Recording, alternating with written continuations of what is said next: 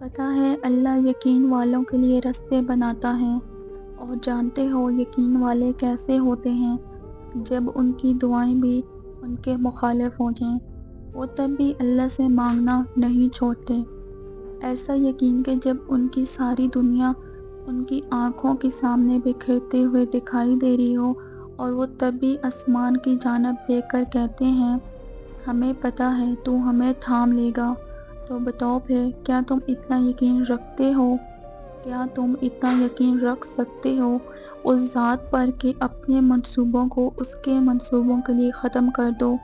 نہیں، تم تو فوراً ڈر جاتے ہو، اور پھر زور زور سے کہنے لگتے ہو کہ اللہ نے میری دعائیں سنی ہی نہیں۔ بھول گئے ہو کہ اللہ کہتا ہے کہ تم کیا سمجھتے ہو کہ تم کہو گے میں ایمان لایا تو پھر تم آزمائے نہ جاؤ گے؟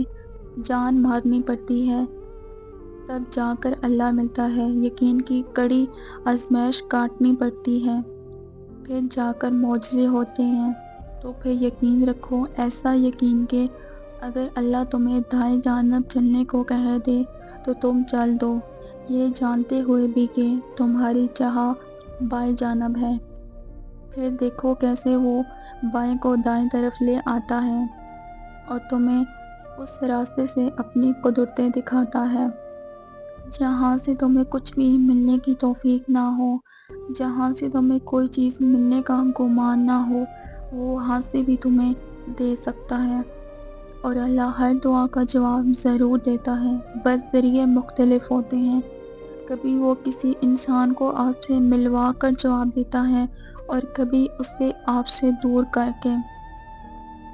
کبھی وہ ہواؤں کے ہاتھ پیغام بھیجتا ہے تو کبھی اپنا جواب کسی ٹھوکر میں چھپا دیتا ہے۔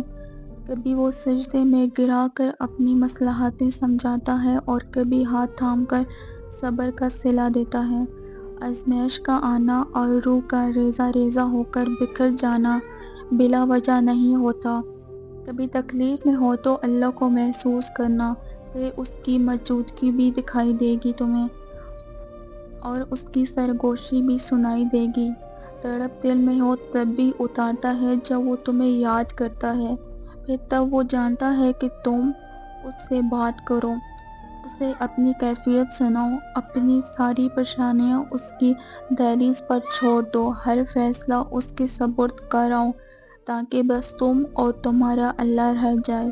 پھر سے مسکراؤ اور سب بھول جاؤ۔ مٹھاس تو پھر اسی کے ذکر میں ہے نا، اور سکون کے لیے تو اس کا نام ہی کافی ہے۔